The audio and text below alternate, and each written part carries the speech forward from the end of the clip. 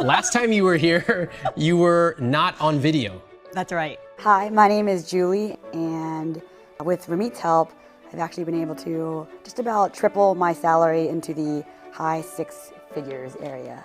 So today it's really a thrill to be able to go behind the scenes of Dream Job from some of the origin material that this program actually came from over a decade ago.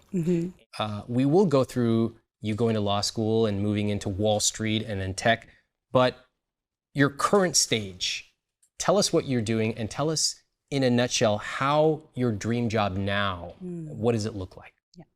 So right now I am the CEO and co-founder of a company called Methodology, and it is my dream job at this moment in time. It's woven together all the things that I love most in life.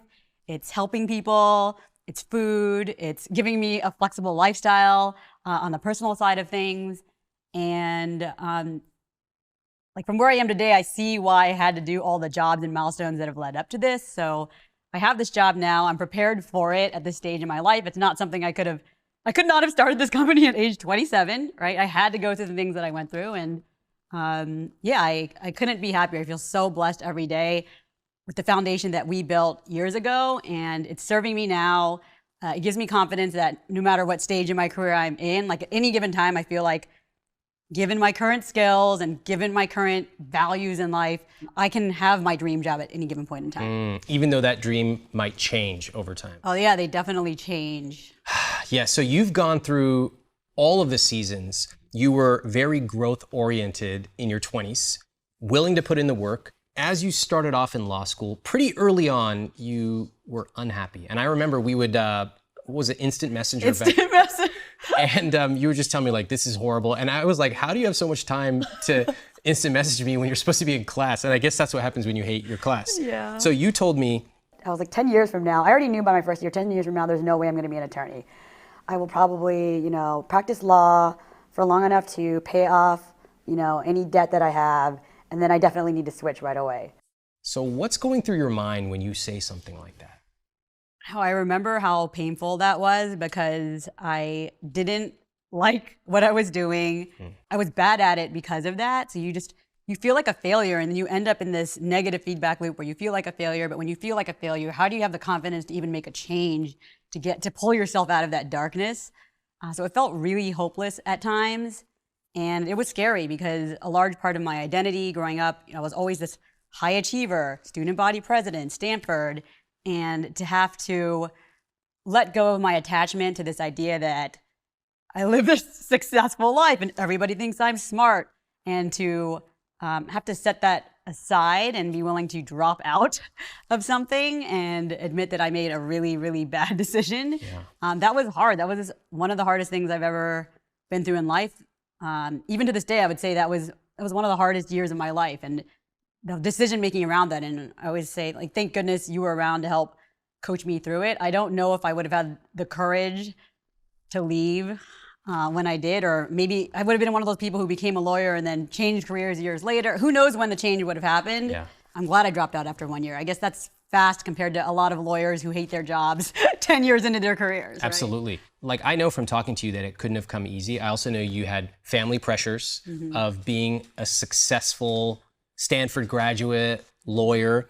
I know that most of our friends, when we graduated, went on to really great things. They were either in grad school or working at Google. How do you know you weren't just hating it because you were new to it? Like, if I go try to learn a new sport, I'm not very good at it. So I just feel bad and I feel uncomfortable. And as an adult, I'm not used to feeling like that. But you really hated it enough that you actually quit. What's the difference between feeling bad just because you're new at something and feeling bad because it's not a right fit? That is a really good question. And I think the analogy that comes to mind that I used then and that I used at other stages in my career was it wasn't just the day-to-day work that I didn't like. It's kind of like, when I want to get in shape, I don't like the workouts. Like, that's not fun.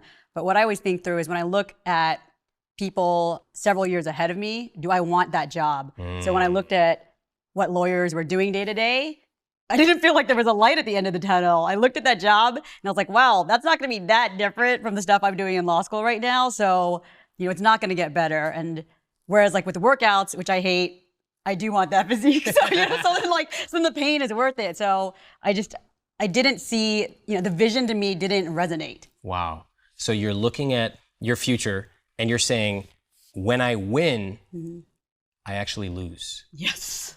When I graduate, when I become a lawyer, maybe even make partner, not only is that unexciting, it actually seems awful. Exactly. So that's when you knew. Yes. Okay, so you made the decision to drop out. Let's just think the first week after you're out of law school. So here you are, it's a Tuesday afternoon.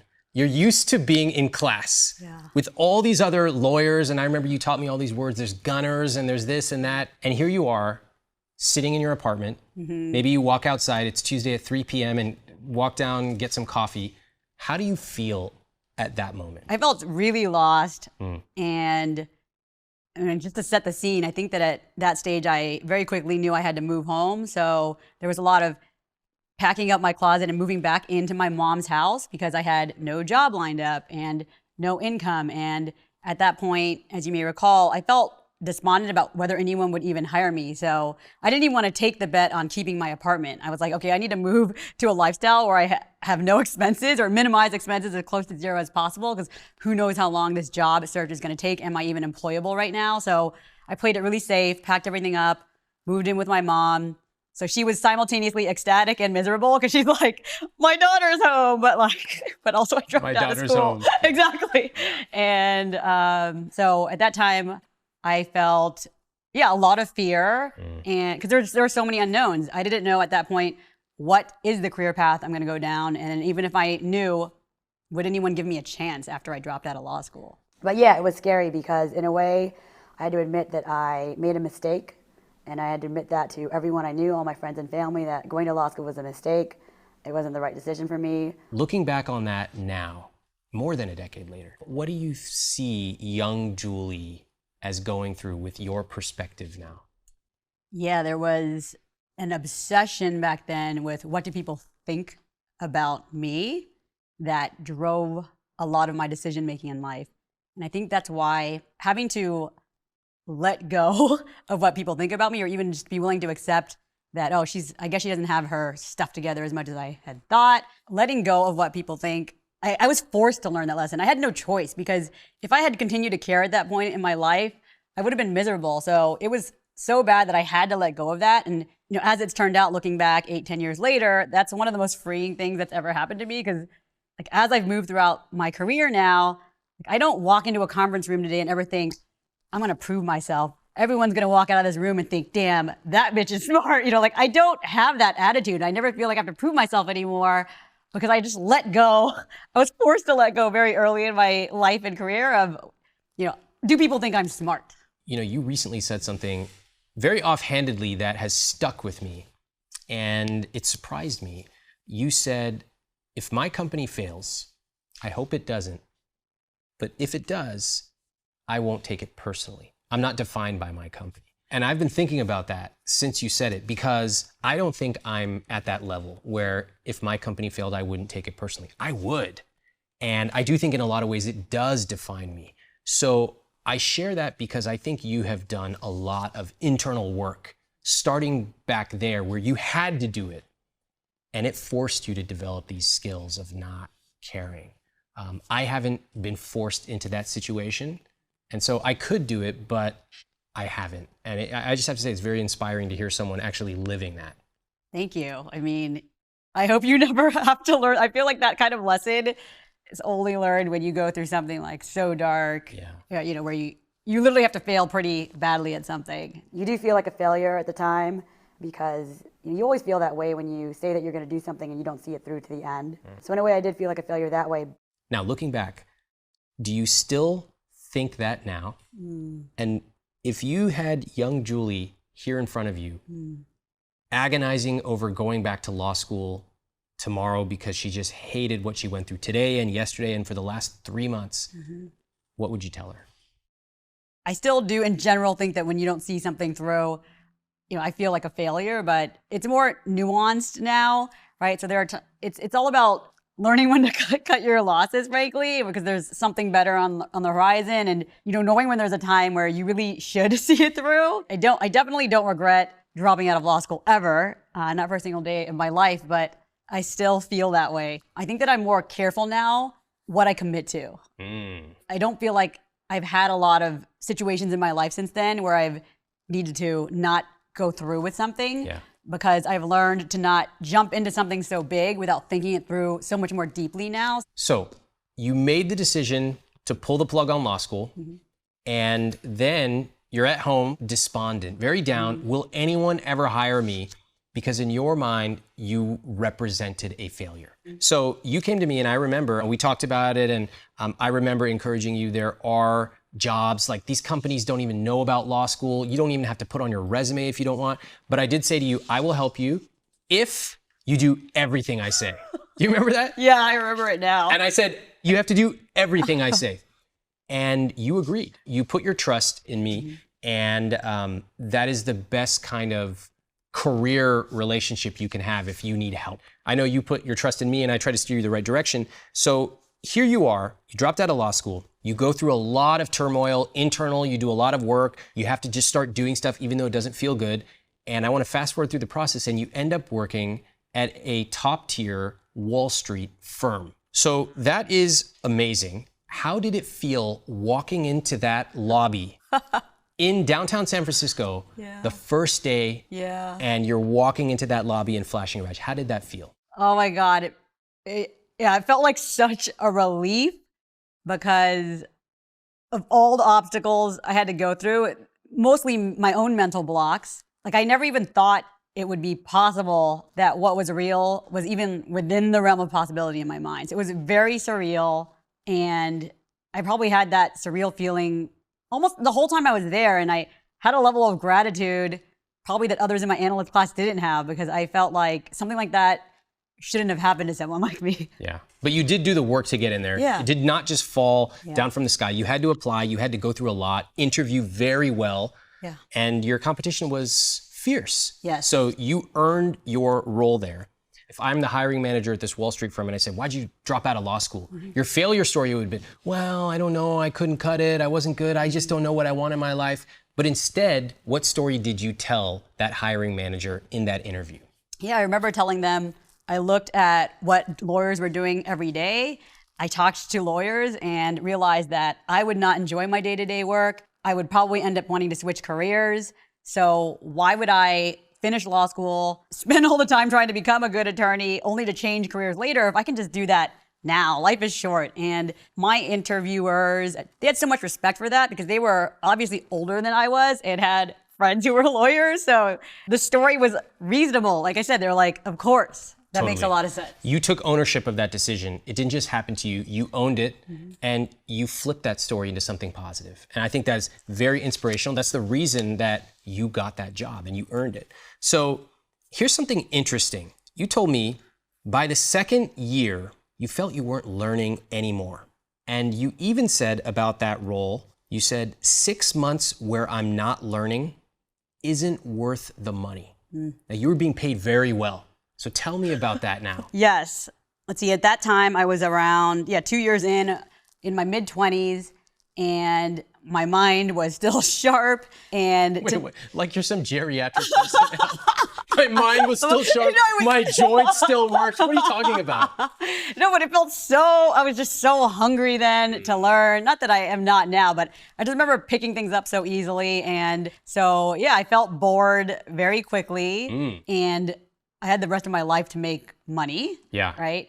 I knew I wanted to front end load my learning for, during as much youth, during the youthful phases of my life. Yeah. So that's why, I did feel like 6 months, like, wow, I could be somewhere else learning from a bunch of genius, smart people. And that's worth more to me than the money. Yeah.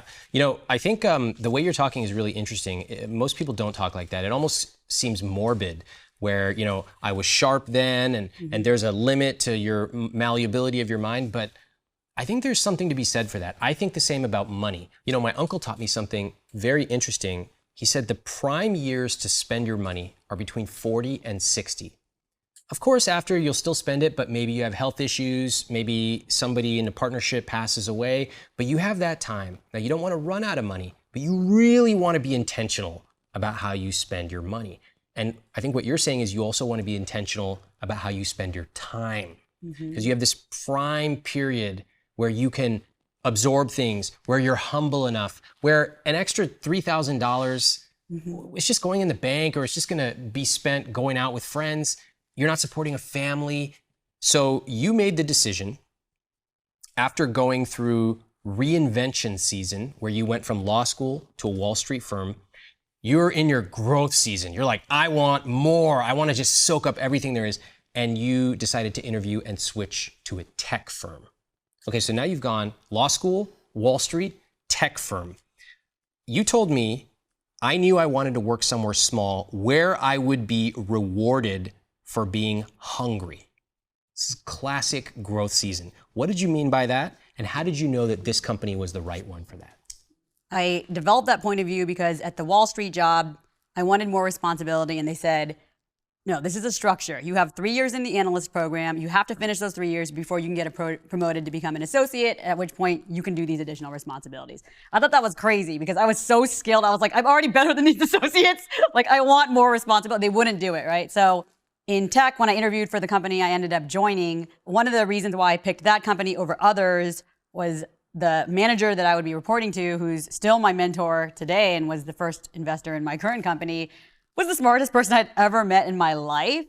And learning was the most important thing to me. So even though I had a job offer on the table from Facebook at the time, which was worth a lot of money, I would have been reporting to a mid-level manager who was smart, of course, but I didn't think that I was going to learn as much from that guy as I would from the person I actually picked. So I actually picked my job based on my manager and who I would learn from more than any other aspect of the job, actually. Amazing. And you did tell me, you said, I focused on learning first, knowing money would come later. You still believe that? Definitely. I still believe that to this day, because I made a joke about how I used to make more on Wall Street than I do now. And it's because even now at age 38, I'm still not optimizing my life for my salary. Yeah. Because I still feel like I'm in learning and growth phase largely. Yeah. And as someone who's spent so much time in the growth phase, I think you probably know that if you wanted to make a lot of money, it actually wouldn't be that hard. You have 5 companies you could probably send an email to and have an offer within 5 days, and you'd be raking it in with a very good lifestyle. But that's not what you've prioritized right now. So everything you said was just classic growth season. At this point, what made you realize that a dream job could change over time? Mm-hmm. That what you were looking for now was different than when you started your career? Yeah, I think every year as I get older, I get to know myself better. I become more in tune with the things that I really value in life and want to get out of life. And so what my dream job is becomes more nuanced and it evolves along with that. So at the time I was in tech, it felt like the dream job. At the time I was there for 6.5 years, loved it, learned a ton, but developed while I was there a really strong passion for nutrition because I had to master nutrition to solve my own health problems. And so my dream job evolved because I felt like I wanted to take all the skills that I had built on Wall Street and in tech and do something interesting in the nutrition space because it was something I cared so deeply about. So yeah, my dream job evolved because for the first time, I wanted to weave in a passion of mine, which that had never been included in previous dream jobs. It wasn't, it wasn't on the radar. It wasn't important enough at the time. Yeah, that's a classic move. I think we probably both see it with a lot of friends. They start off, they sort of take the job that a lot of others do. Then they start making money or taking on responsibility. And then one day they wake up and they're like, okay, I've won. I won the game. I made the money or got the title, but I'm not fulfilled. And there's something that I actually love doing. Can I weave that in to my job? Taking the dream job program with you along the way, almost like you put it in a tote bag and just carried it with you throughout your career. What has that been like for you? It's been so helpful because I've gone from working from someone else to building my own company. And so Dream Job has evolved to become a framework, not just for what I want to do day to day and what my job does to empower me in other areas of my life. It's more like dream company, dream business, dream product. So it's trained me on this idea of having a clear vision of what I want and working backwards to get there. And then, on top of that, I feel like I try to coach people on my team, my managers, to use all the same tools that I've used. Like, I want them all to have their dream jobs, whether it's at Methodology or at another company. I just think everyone in life deserves to feel that way about their job. Whenever people tell me they're feeling confused about their careers at Methodology, we have them go through the course. Amazing. I love what you said. Everyone should feel this good. And I agree, everyone should. You had a quote that I will never forget. This is a decade ago, and you said, get impatient with yourself. You get impatient with your friends. You're impatient with your family. Why don't you get impatient with yourself?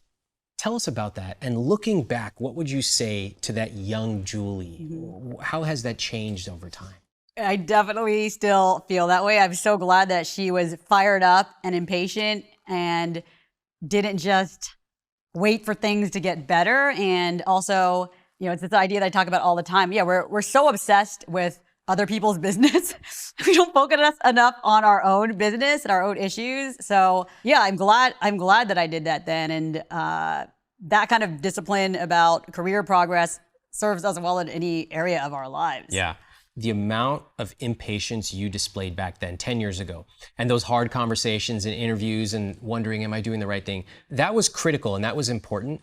But now, a decade later, it is truly incredible what you've achieved. And so hearing your story, I hope everyone wants to put in that amount of work and get impatient with themselves, because the rewards when you do it right are so enormous. You almost can't imagine. What I take away from your story is you set these goals, but you did the hard work of achieving them. And then you realized, what's next? Like today I said I was going to climb that mountain. I did. What else is there? And that's a hard journey as well. Yeah. I want to hear what you would tell someone who's not even sure what their dream job is. They're watching this. They're thinking about joining Dream Job. Maybe they've followed me on some social media or email, and they're thinking about joining Dream Job. What would you tell that person? There's almost nothing more important you can do in life than get clarity on what your dreams are and learn how to make them come to life. And especially with career, it's where we spend most of our time, and it completely affects not just our happiness, but our well-being and quality of life. What your life is like if you have a job you don't like and you're making 45K versus a job you love and you're making 200K, just think about the difference between those two things. And you don't have to be a genius, because I'm not one, to have your dream job. You just have to be willing to put in the work. I know tons of people who have their dream jobs. They're not genius smart. They just, they're focused on it and they put in the work. Well, Julie, thank you so much for being here. Seeing your career progression 10 years later is absolutely amazing. And it's a real gift that you're giving us to be able to come back and reflect on what you told us last time. So thank you so much. Thank you for having me. Thank you for helping me get to this point in my career. Your advice, my friend asked me, when you went back and heard your old interview, were you like cringing? And I said, you know what? Ramit's advice still rings true today. I did not listen to it and think, oh, that only made sense at that age. Honestly, all of it still applies, is just as applicable today. So thank you for that. It's truly timeless advice. I appreciate it.